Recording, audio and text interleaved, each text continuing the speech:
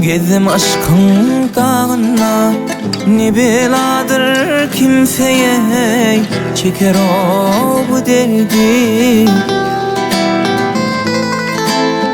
Aşk dağına salar göğüne boynundan, gök titreyip çekip o bilmez o bu derdi.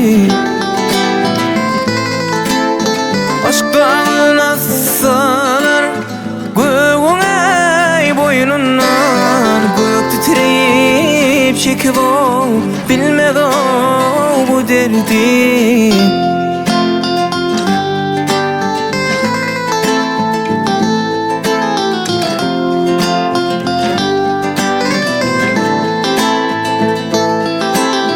Aşk eser etmese yanmaz çırağlar, aşka düşse kuşlar inler o kurdalar.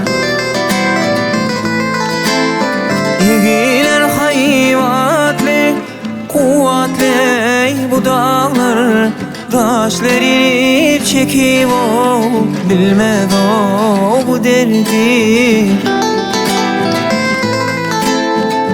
İgiler hayvatlı, kuvvetli bu dağlar, taşlar inip çekip o bilmez o bu derdi.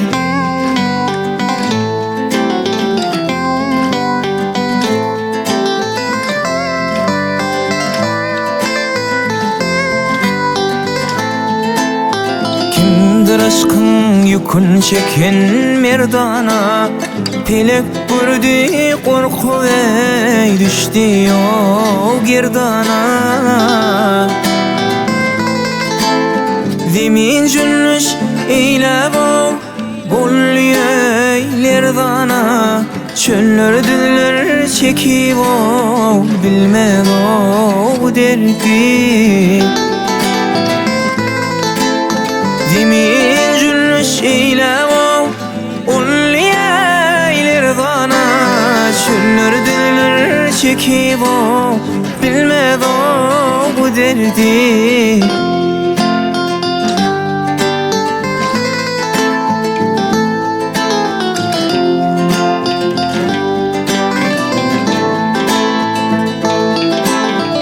Altın olu çeksen derdi düğünle, asıl olup şikado etme ho bugünden.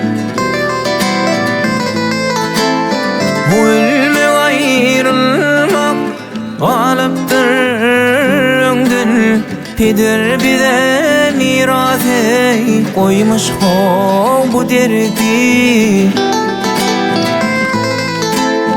Bu ölme ayrılmak kalıptır önden, peder bize miras koymuş şu derdi. Taşlar erip çekip o bilmez o bu derdi. Gök titreyip çekip o bilmez o bu derdi.